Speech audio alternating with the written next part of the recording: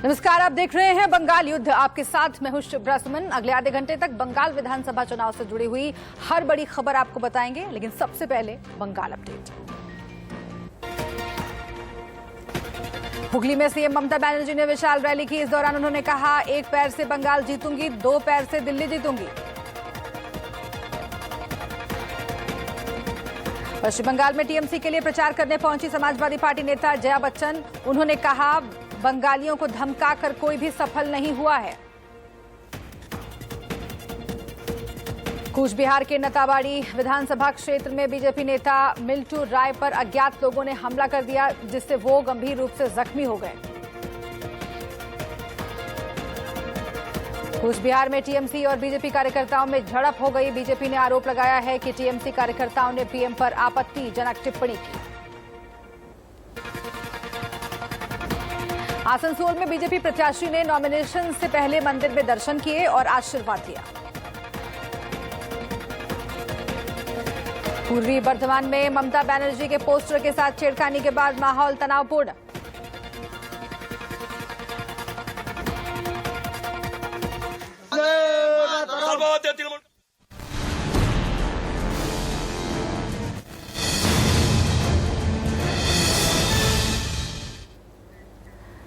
बंगाल विधानसभा चुनाव का युद्ध लगातार जारी है और कल का दिन बहुत अहम है, न सिर्फ बंगाल के चुनावी रण के लिहाज से, बल्कि उन सभी राज्यों के लिए जहां पर चुनाव हो रहे हैं। कल यानी कि 6 अप्रैल को पश्चिम बंगाल और असम में तीसरे चरण का मतदान होने जा रहा है। इसके साथ ही पुडुचेरी, केरल और तमिलनाडु में पहले और अंतिम चरण के लिए वोट डाले जाएंगे। पश्चिम बंगाल में 3 जिलों की 31 विधानसभा सीटों पर कल वोटिंग होने जा रही है। इस बीच ममता बनर्जी ने आज हुगली के देवानंदपुर में चुनावी सभा को संबोधित किया। इस दौरान ममता ने एक बेहद अहम बात कही। दीदी ने कहा कि एक पैर से बंगाल जीतूंगी और आने वाले वक्त में 2 पैरों से दिल्ली की सत्ता पर जीत हासिल करूंगी। इस बयान के मायने क्या है, महत्व क्या है, ये आपको आगे बताएंगे। इसके साथ ही ममता के सिंडिकेट वाले बयान पर जो सियासी घमासान मचा हुआ है, वो आज किस मोड़ पर पहुंचा है, ये भी आपके लिए जानना जरूरी है। हर अपडेट आप तक पहुंचाएंगे। और इसके साथ ही पश्चिम बंगाल में चुनावों के साथ साथ हिंसा की घटनाएं भी जारी हैं। कूच बिहार में ताजा हिंसा हुई है, इस पर भी बात होगी। तो अगले आधे घंटे तक देखते रहिए बंगाल युद्ध। पश्चिम बंगाल में तीसरे चरण के मतदान का काउंटडाउन शुरू हो चुका है। 6 अप्रैल को पश्चिम बंगाल की 31 विधानसभा सीटों पर मतदान होने जा रहा है, तो वहीं असम की 40 सीटों पर उम्मीदवारों की किस्मत का फैसला जनता करेगी। हुकूमत पाने की इस जंग में पार्टियां पुरजोर कोशिश कर रही हैं, अपनी पूरी ताकत झोंक रही हैं। बंगाल की जिन सीटों पर मतदान होने वाला है, वहां एक के बाद एक दिग्गजों ने ताबड़तोड़ रैलियां की हैं, दावों के पिटारे खोले हैं और जनता से ज्यादा वोट करने की अपील भी की है। पश्चिम बंगाल में आचार संहिता लगने से ठीक पहले ममता बनर्जी ने भी एक के बाद एक कई रैलियां की, तो वहीं बीजेपी भी रैलियों की इस जंग में कहीं पीछे नहीं रही। असम, तमिलनाडु, केरल और पुडुचेरी में भी यही तस्वीर देखी गई। बंगाल में क्या तस्वीर देखने को मिल रही है, असम में वोटिंग से पहले क्या हालचाल है, तमाम सवालों के साथ हमारे सहयोगी जुड़ेंगे ग्राउंड जीरो से। हम जानने की कोशिश करेंगे कौन से मुद्दे काम कर रहे हैं, लोगों में कितना उत्साह है। लेकिन इससे पहले आपको सीटों और पिछले चुनावों में तीसरे फेज में क्या रिजल्ट निकल कर आया था, एक बार उस पर आपको अपडेट करते हैं, जल्दी से दिखाते हैं कि आखिर तीसरे फेज का हाल क्या रहा है पहले के चुनावों में। बंगाल की बात हम करेंगे। तीसरे फेज में जो सीटें हैं, आपको मालूम है 31 सीटों पर चुनाव होने जा रहा है। उसमें कौन कौन सी पार्टियों को कितनी लीड मिली हुई है, सबसे पहले आपके लिए ये समझना जरूरी है। लेकिन कौन कौन सी सीटें हैं जहां पर ये चुनाव होने वाला है कल के दिन, यानी कि 6 तारीख को, वो आप देखिए। लेकिन तीसरे फेज की अगर बात करें, टीएमसी ने 28 सीटों पर जीत दर्ज की थी, सीपीएम ने 1 सीट पर जीत दर्ज की थी, कांग्रेस पार्टी के हाथ 2 सीटें लगी थी, बीजेपी का खाता नहीं खोला था इन 31 सीटों पर जहां पर चुनाव तीसरे फेज में होने जा रहा है। असम का भी एक बार आंकड़ा आप देख लीजिए। असम विधानसभा चुनाव भी बहुत महत्वपूर्ण है, वहां पर भी वही मुद्दे काम कर रहे हैं जो कि पश्चिम बंगाल में काम कर रहे हैं। लेकिन वहां पर भी धीरे धीरे करके तमाम जो चुनावी वादे हैं उनकी बौछार लगा दी गई है। इस बीच हुगली रैली में ममता बनर्जी का बीजेपी पर जुबानी हमला बहुत महत्वपूर्ण है।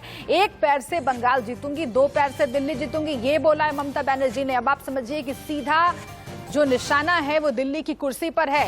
8 फेज में इलेक्शन करने की क्या जरूरत थी, इसे फिर से एक बार दोहराया है। पहले भी चुनाव आयोग के इस फैसले पर आरोप लगा चुकी हैं, सवाल खड़े कर चुकी हैं ममता बनर्जी और सीधे बीजेपी के दखल की बात कही है। असम में 2 फेज, तमिलनाडु में 1, तो बंगाल में 8 क्यों, ये पूछा है ममता बनर्जी ने। चारों तरफ कोविड है, ऐसे में चुनाव उचित है क्या? अगर ये ममता बनर्जी सवाल खड़ा कर रही है, आप समझिए कि कहीं न कहीं उन्हें खटक रहा है बहुत कुछ जो पश्चिम बंगाल में चल रहा है। इलेक्शन 3 या 4 फेज में करके निपटाया जा सकता था, ममता बनर्जी ने ये कहा है। क्या ममता बनर्जी को यह अंदाजा हो गया है कि जमीन पर बीजेपी ज्यादा मजबूत साबित हो रही है? ইচ্ছা করে যাতে আমি ইলেকশনে বেরোতে না পারি, আমি বললাম আরে আমার একটা পা ভাঙা তো কি হবে, মায়েদের দুটো করে পা আছে না, মা বলে ওই একটা পায়ে আমি যা করে বেড়াচ্ছি, ওই একটা পায়ে দেখবেন বাংলা জয় করব, আর দুটো পায়ে তো দিল্লি জয় আগামী দিন করতে হবে। ইলেকশন কি দরকার ছিল? 3-4টা ফেজেই হয়ে যায়, 2টো ফেজে হয়ে যায়, আসামে 2টো ফেজে হতে পারে, তামিলনাড়ুতে অতগুলো সিট ওরা 1 ফেজে হতে পারে, আর বাংলাকে বদনাম করা। 8টা ফেজে ইলেকশন, বিজেপির মন্ডলরা ঠিক করে দিয়েছে মন্ডল অনুযায়ী। চারিদিকে কোভিড হচ্ছে, আমাদের এখানে ভালো যে থ্যাংক গড যে আমরা ঠিক আছি। এই সময় উচিত ছিল না যে পরিস্থিতি বিচার করে অল্প সময়ের মধ্যে 3-4টা ফেজে ইলেকশনটা কমপ্লিট করে দেওয়া? কি চাই সুকমায় অতগুলো জওয়ান মারা গেছে, দেশ শাসন করছে না, দেশকে দেখছে না দাঙ্গা করা ছাড়া। দিল্লিতে দাঙ্গা করে সুকমায় লোক মারে, পুরোমায় লোক মারে, আর শুধু ইলেকশন করবে বলে আর বাংলা দখল করবে বলে সব কটা এসে বসে আছে টাকার ভান্ডার নিয়ে। इस बीच बीजेपी अध्यक्ष जेपी नड्डा ने बंगाल के टॉलीगंज विधानसभा क्षेत्र में बीजेपी प्रत्याशी बाबुल सुप्रियो के समर्थन में रोड शो किया। इस दौरान इंडिया न्यूज से खास बातचीत में उन्होंने कहा कि बंगाल में बीजेपी की सरकार बननी तय है। जेपी नड्डा से खास बातचीत की हमारे संवाददाता ब्रजेश पांडे ने। अपने कैंडिडेट बाबुल सुप्रियो के लिए और रोड शो कर रहे हैं, आइए उनसे बात करते हैं। विजुअल इधर आइए, पहले दिखाते हैं। नड्डा जी, आज आप ये रोड शो निकाल रहे हैं, 3 चरणों, तीसरे चरण का चुनाव कल होने वाला है। भाजपा कितनी कॉन्फिडेंट है इस बार पश्चिम बंगाल के चुनाव को लेकर? भारतीय जनता पार्टी से ज्यादा बंगाल की जनता कॉन्फिडेंट है और तय कर चुकी है कि 200 पार भारतीय जनता पार्टी को पहुंचाना है। एक ममता जी के कुशासन, टोलाबाजी, तुष्टीकरण, तानाशाही, गुंडागर्दी, भ्रष्टाचार, इसके खिलाफ वोट देने का उन्होंने मन बनाया है और पूरे बंगाल में उन्होंने भारतीय जनता पार्टी को सफलता देने का मन बनाया हुआ है। इतनी धूप गए, इतनी बड़ी संख्या में, इतनी गर्मी में लोग जिस उत्साह से आए हैं, ये संदेश दे रहा है इस बार बंगाल 200 पार भारतीय जनता पार्टी। नड्डा जी, 3 साल पहले तक बीजेपी इतनी बड़ी पार्टी नहीं थी, आज सत्ता की सबसे प्रबल दावेदार है। आखिर क्या कारण है जिसकी वजह से बीजेपी इस पोजीशन में आई? बहुत पहले से भारतीय जनता पार्टी ने रणनीति भी बनाई। अमित शाह जी के नेतृत्व में पार्टी ने यहाँ पर बहुत बड़ा कार्यक्रम को बढ़ा करके उस योजना को आगे बढ़ाया है और उसको एक अमली जामा पहनाया है। आज हम 18 सीटों के साथ लोकसभा में हैं और अब हम बड़ी मात्रा में भारतीय जनता पार्टी की सरकार बना रहे हैं। नड्डा जी, तृणमूल कांग्रेस की एक ऑडियो क्लिप भी वायरल हुई थी जो आप कट मनी का आरोप लगा रहे हैं, उसके बारे में आपका क्या कहना है? सिंडिकेट राज, कट मनी, ये सब भ्रष्टाचार, ये सब अब उजागर हो रहा है। स्केलेटन से ये निकल करके आएंगे। तृणमूल कांग्रेस का एक आरोप ये भी है कि कैसे बीजेपी बाहरी एजेंसियां जैसे ईडी, सीबीआई, इन सब का दुरुपयोग कर रही है इस चुनाव को जीतने के लिए, बाहर से लोग बुला रही है।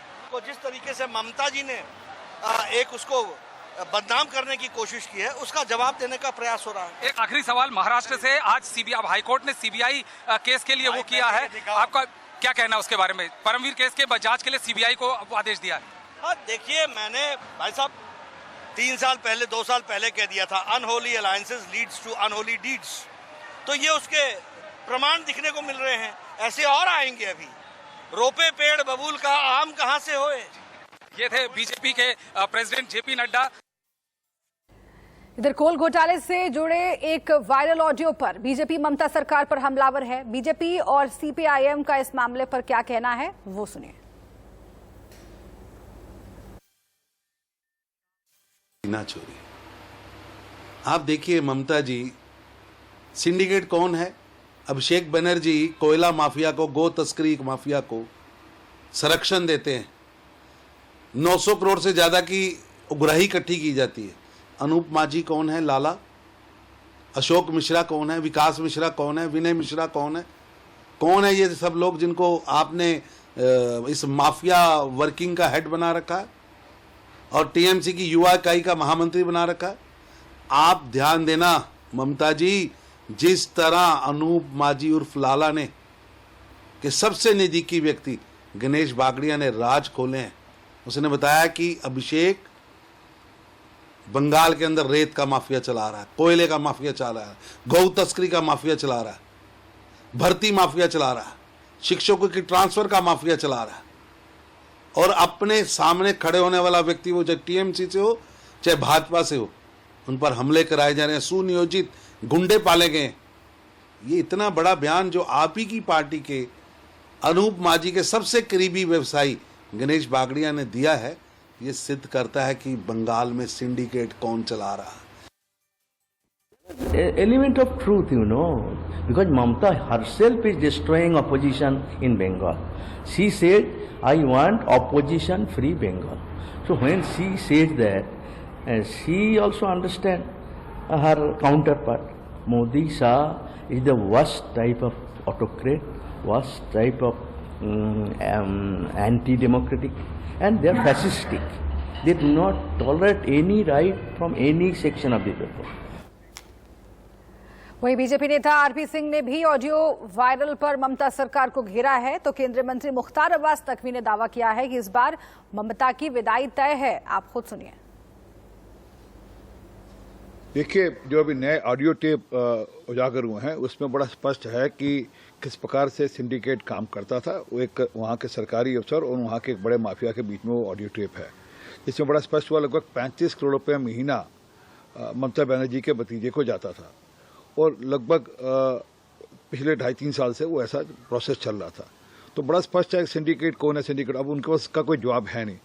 वो या तो जिसका ऑडियो टेप है उसके खिलाफ मुकदमा करें तो साबित हो, नहीं तो मान्य करें कि हाँ हमारे लोगों ने पैसा कमाया। कटमनी की बात ऑलरेडी वो कर चुकी हैं। तो भ्रष्टाचार में पूरी तरह डूबी सरकार दूसरी तरफ उंगली उठा रही हैं वो। और जहाँ तक वो कह रही हैं कि यूपी और बिहार के गुंडे बुला लिए, असल में हो गया है कि आज बंगाल में हर व्यक्ति जहाँ पे भी ममता बनर्जी जाती है उनको जय श्री राम का नारा लगाता है, उनको जकारा लगाकर स्वागत करता है। अब उनको ये चुभता है, उनको जय श्री राम शब्द अच्छा लगता है।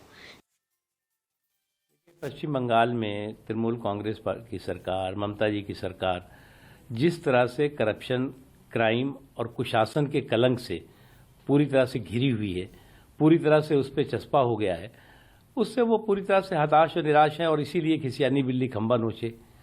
अब उनके पास कहने के लिए कुछ नहीं है, आज जो है वो लोगों को बताने के लिए कुछ नहीं है, तो इसलिए इस तरह की बातें हो रही। आज जो चीज़ वहाँ पर धरती पर दिखाई पड़ रही है, साफ तरीके से दिखाई पड़ रही है, वो साफ है कि उनकी विदाई हो चुकी है और उनकी विदाई के लिए लोग जो है वोट कर रहे हैं।